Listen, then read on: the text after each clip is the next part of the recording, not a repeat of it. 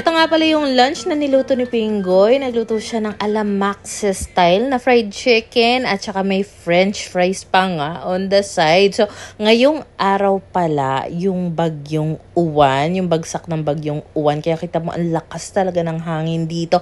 Although hindi pa talaga siya umuulan-ulan. Tanghali na talaga ako nakagising nito at naabutan ko nga dito si Papa. Nandito sa labas, nagbi-video hanggang sa inabot na kami ng gabi dito. Meron ako medyo malaki at mahabang tension rod na nilagay dito. Kaso natanggal yan before. So tinulungan ako ni Papa na ikabit ulit para naman hindi umangat talaga yung mismong shower curtain, lalo na kapag malakas yung ulan.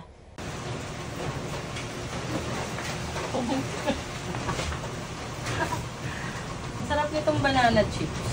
Ang ginagawa pala ni Papa dito, kanina pa siya nakatambay dito, nagla-live siya habang tumatagay, kumakain ng manok, ginawa niyang pulutan. Tapos dumating na nga pala itong in-order ko sa bench, 3 pirasong high waist na pang lola na panty. Kasi gusto ko sana by New Year, bago na yung mga panty ko, para ma-let go ko na yung mga de-bacon na talaga ng mga panty ng mamsi nyo. Then dinner time naman, dapat talaga magluluto lang ako ng pritong embutido. Kaso naisip ko, meron pala kaming ingredients dito na pang spaghetti. Why not luto na lang ako ng spaghetti? Kasi before, nakakapagluto naman ako nito. Pero ang isinasahog ko talaga madalas, corned beef. Parang never pa yata ako nagluto ng spaghetti na karne talaga yung nilagay ko. Laging corned beef. So, naisip ko, why not itong 1 pirasong embutido, isahog ko na lang, and then the rest, at least pwede pa naming iulam yon. Tapos, eto nga pala yung paborito naming spaghetti sauce, Royal. Ang sarap niyan. Yan talaga yung lagi namin binibili sa grocery. Pero na lang kapag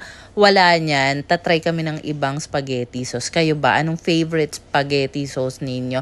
So, ayan, naglagay na rin ako dito ng paminta. Ang ganda pala ng ganitong lagay ng mga paminta, seasonings. Kaso, naubusan pala kami ng asin. So, naisip ko, meron kaming cheese dito. Ito na lang yung kahit pa paano pampaalat. So, ayan, at nag-grate na rin ako ng cheese dito. At saka, para, maiba naman, hindi naman siya maiba talaga. It's just that hindi nagluluto si Pinggoy ng spaghetti sauce na may ketchup. So sabi ko, parang na-miss ko yung lasa na parang karinderya style or Filipino style na spaghetti. Kaya naglagay ako ng kakaunting UFC ketchup. Yan yung paborito kong ketchup ever since. And tinikman ko nga, in fairness, na-achieve ko yung lasa na gusto ko. Gabi na ng mga oras na yan, si Pinggoy tulog na siya dahil may pasok pa siya kinabukasan ng madaling araw. So eto nga, at hinati ko na muna yung spaghetti sauce kasi feeling ko, hindi naman namin yan mauubos agad. So, at least kung merong matira, lalagay ko siya sa ref. Then, naalala ko, meron ako ditong pasta na galing sa freezer. Nakalimutan ko siyang palambutin. Pero, hala na, push na yan. Ang naisip ko na lang, para kahit paano lumambot siya, maglalagay na lang ako ng hot water kakaunti. And, okay naman, na-achieve naman, naitawid naman. Noong mga oras na to, tulog na si Kowa, tapos ako, busog pa ako niyan. Kaya ang naisip ko, etong naluto ko, para na lang ito kay Papa. So, ayan, naglagay na nga ako dito sa food container. Tapos, nagtabi na rin ako ng para kay Pinggoy. And then, the rest, para kay Pinky na lang. Kahapon nga pala ako nakipag-meet doon sa friend ko sa may landmark para kuhanan ng insurance si Papa. And marami nagtatanong sa akin about sa insurance na kinuha ko for my father dear. Actually, ang hinahanap ko talaga sana is something na makukover yung mga critical illness, ganyan. Kasi, syempre, hindi na bumabata si Papa. So, tinanong ko yung friend ko, wala na daw applicable or pwede sa kanya. So, ang ending, kinuhanan ko na lang siya ng insurance na pwede sa kanya, which is, ang covered lang nun is for death, kineme. And nasa 10,000 siya per quarter for 10 years. Pero ang coverage nun is until mag 100 years old si Papa. Basta gusto ko talaga na may insurance si Papa. Uy, nakakatakot ka. Ano yan? Nagluto ka ng spaghetti. Lang. Ay, alam ba? Oh, Diyos mío, amigo, bienvenido, obrigado. Alam ko nga, tulog ka na. Diyos Mariusip, ikaw naman. Palignan mo, tingnan mo yung niluto ko. Kailangan ko talaga magawan ko ng, yung didiyo ko, iyo ko. Kailangan ko talaga itong magawan. Sige na, alis na ako. Patayin ko na kaya paano? Okay lang, hindi. Okay lang yan. Mahina lang naman sa kuryente. So, ang pinagkakaabalan pala ni Papa dyan, ginagawa niya ng paraan yung tripod para magkaroon ng option na yumuyuko-yuko. Kasi yung ginagamit niyang tripod, naka-steady lang siya. Pwede lang siyang pakanan, pakaliwa, pero hindi siya pwedeng yumuko-yuko. Sabi ko nga, tatry ko siyang requestan ng free sample ng bagong tripod. Pagbalik ko naman dito sa apartment, nakita ko si Pinky, sinisimot talaga yung bowl ng spaghetti niya. Gusto niya pa daw. So, nagpayakulo na muna ako ng tubig doon. And then, naalala ko, meron pala akong binaba dito sa inidoro na tough. Kasi, for a while talaga, ang problema ko dito is doon sa may water line niya, naninilaw. Pero, simula talaga nung sinubukan ko yung tough, talaga namang nakasolve siya ng problema ko. Kasi, for the longest time, yan yung laging nare-recommend sa akin. And, ang tagal ko bago nag-check out ng tough. Naisip ko, ala, pinatagal ko pang mag-check out ng tough. Worth it naman pala talaga. As in, at saka matipid din siya kasi parang isang buwan na rin yata sa amin yun. Hindi pa rin ubos. So, ang nangyari kasi kanina, bago pa talaga ako magsimulang magluto, naligo ako, pero bago pa ako naligo, ano ba yan, daming intro, naglinis ako ng CR, tapos binabaran ko nga ng tough yung toilet, nilabhan ko yung cloth ng mop namin, tapos tsaka ko lang nakuskus yung toilet. Well, anyway, eto na nga, dahil kumukulo na nga yung tubig na pinainit ko, eto, at magluluto ako ng bagong pasta noodles for Pinky, pero medyo madami pa ito, kaya feeling ko matitikman at makakakain na rin ako ng luto kong spaghetti, kasi masarap naman siya. Masarap siya. For me, masarap talaga siya. Anyway, mabalik lang tayo doon sa insurance na napag-usapan natin kanina. Ako talaga, ang hanap ko is para talaga sa critical illness. It's just that wala daw na applicable para sa kanya. So, kung kayo man ay nagko-consider na kumuha ng insurance, magtanong-tanong kayo. Huwag kayong mahiya. Alamin nyo talaga kung ano yung best na coverage based sa needs ninyo, sa hinahanap nyo talaga, and sa budget ninyo. Yung akin lang naman, talagang kinuhanan ko lang siya para meron na siya agad-agad. Alam mo yun? So yes, may kamahalan talaga yung insurance niya dahil syempre magsi-senior na siya. Kaya nga, mas recommended talaga na hanggang bata ka, kumuha ka ng insurance mo. Anyway, dito ko sana bahala kumain sa may computer area para kahit papaano makanood naman ako. Kaso baka maingayan naman si Pinggoy, kaya naisip ko, dito na nga lang ako sa may labas, tatambay at kakain. Alam mo, sa totoo lang, hindi rin talaga ako makatulog na maayos nung gabing yan kasi nga may bagyong uwan. Tapos yun nga yung sinasabi na kasing laki siya, halos ng Pilipinas. So, ang kinakatakot ko talaga is, hindi naman bahain dito sa area namin, thank God. Pero, natatakot ako na yung mga napapanood ko is natatanggal yung bubong nila, ganyan. Kaya ang ginawa ko, kasi may nabasa akong comment na sila daw palaging dinadaanan ng bagyo. So, ang technique daw nila is bubuksan daw nila yung mga bintana nila sa bahay. Mas okay na daw na mabasa yung loob ng bahay nila kesa naman matanggal yung bubong nila. I don't know if ano yun, pero ginawa ko, inoff ko yung aircon, binuksan ko lang yung bintana namin. Tapos, ayun, wala lang. Kasi naririnig ko rin, kumakalampag-alampag talaga yung bubongan. So, natatakot talaga ako. Kasi, pag natanggal yung bubong dito, Diyos ko, basa lahat talaga. Good luck na lang talaga. Anyway, naisipan din pala ng panganay ko na lumipat dito at dito na nga lang din daw siya kakain. So, maliban sa clip fan, sinet up ko rin itong maliit naming fan para mahanginan din si Pink Alisana. Dahil mainit pa daw yung kanyang spaghetti.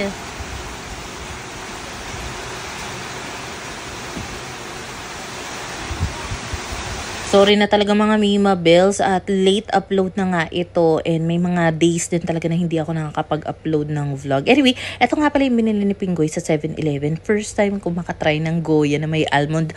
Ang sarap nito. Saktong-sakto lang yung tamis niya. At saka gustong-gusto ko talaga yung mga chocolate na may mga almond. Kasi ang sarap niya for me. Parang hindi nakakaumay kasi may texture nung nuts nga na natitikman ka rin. So anyway, ayun na nga. Kaya pala I think na-realize ko hindi ako makapaggawa ng mga content na marami recently. Simula nga nagka-work si Pinggoy.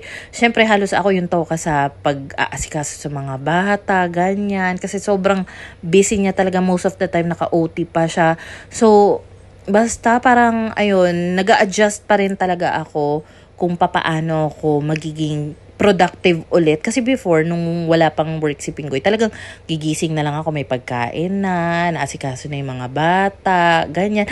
As in, wala na akong kailangang intindihin pa. Tapos kapag kailangan ko ng tahimik sa bahay para makapag-content ako, ang gagawin ni Pinggoy, dadalhin niya yung mga bata sa kabilang bahay para masasolo ko ngayong bahay. Kaya naman, please bear with me, mga Mima Bells. Nag-a-adjust din talaga ako. Gusto ko rin naman talaga maging productive. Dahil kapag hindi ako naging productive, nga talaga, paano tayo kikita niyan? Gusto ko pa naman pubaldosan. Kaya alam mo ba, sobrang na-appreciate ko talaga si Pinggoy, yung presence ni Pinggoy, kahit na nung wala pa siyang work. Kasi talagang natutulungan niya talaga ako. In terms sa trabaho ko, marami ako napoproduce na trabaho. Pero of course, ayoko rin naman siyang pigilan na huwag magtrabaho dahil gusto niya rin naman niya. Iba rin kasi naman talaga sa feeling na may sarili kang kita, 'di ba? So anyway, kapag quick cleanliness nga pala yung ginagawa ko dito sa bahay, eto na lang cordless vacuum from Asin yung ginagamit ko. Kasi pag mabilisang linis mo lang talaga siya dahil cordless nga siya. So limited lang din yung time na magagamit mo siya. So after ko magamit nga yun, kailangan ko siyang i-charge para next time na gagamitin ko, full charge na siya. Kinabukasan na nga pala ito and lunchtime na ako nagising. Meron na palang binili si Pinggoy. O diba, umorder na lang ulit ng pagkain. Kasi nga, wala talaga siyang time. Bandang hapon, maayos na ulit yung panahon dito sa area namin. Tapos nung gabi na nga, niyaya ko si Papa na mag-grocery. Kasi tulog na si Pinggoy niyan. Halos wala na rin kami masyadong stock sa bahay. Okay na yun sa'yo? Okay. Very good mo.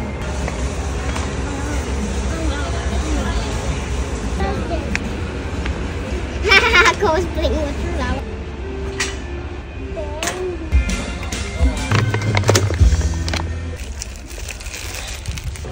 Anong kulay gusto mo pa? Yellow, blue o ano? Ilang champurado kailangan mo? May champurado pa ako doon. Meron ka pa. Sa amin to.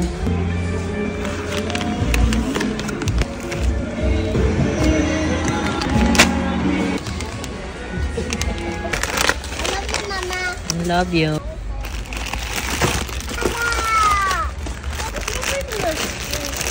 Oy, Wow! I have the big... Isang tray sa'yo, isang tray sa akin. Ano yun?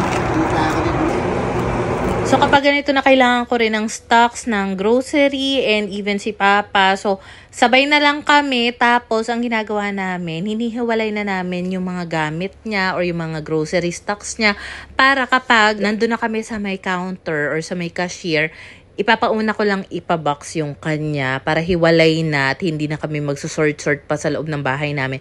Nakahiwalay na yung box niya, iuwi niya na lang and then same din yung sa akin. Pero isang bayad lang. Actually, isa rin sa mga nilook forward ng mga bata nung alam nilang pupunta kami dito sa may Shopwise Pasita is kakain either sa KFC or sa Greenwich. Kaso, dahil late na nga kami nagpunta dito, ang nangyari, dumiretso kami sa grocery. Tapos, nung mag-check out na nga kami, sarado na yung KFC, pati yung Greenwich. So, hindi na kami makakain dito ng dinner. Dumiretso uwi na lang din talaga kami. Kasi iniisip ko, baka biglang umulan na naman, magbabasa pa kaming lahat sa tricycle. Alam mo, grabe na rin talaga sa mahal yung mga bilihin ngayon. No? Kasi kakaunti lang din naman yung mga napamili namin ni Papa. Usually kasi sa grocery, hindi ako namimili ng meat o kaya ng fish or vegetable. Kasi pagka mahal-mahal talaga. So, bali pang stocks lang talaga sa pantry o kaya kakaunting stocks sa kusina, sa ref, yung mga binibili ko doon. And siguro kasama itong kay Papa, nasa around 5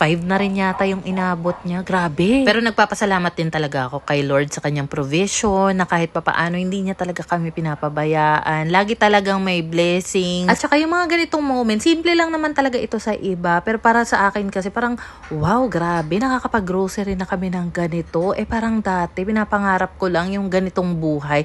Simple lang, yung tipong kaya mag-grocery nang hindi kailangan tumingin-tingin sa mga presyo ng mga binibili. Tapos lumapit nga pala dito sa akin si Pinky, nagugutom na daw siya. Tinanong ko kung anong gusto niyang kainin. Sabi niya, noodles daw with egg. Kasi naisip ko, ay oo nga, kasi maganda rin talaga sa mga panahong malalamig na humigop ng noodles. Kaya naman, for the luto tayo dito ng Lucky Me Chicken Noodles with egg. At saka, bihira lang din naman kami kumain ng noodles at saka pansit canton. So, ayun lang naman yung mga pinagagawa namin itong mga nakaraan. And yes, marami pa talaga akong utang na mga vlog sa inyo. Kaya talagang kailangan kong bumawi. So for now, ayun lang muna. Thank you for watching!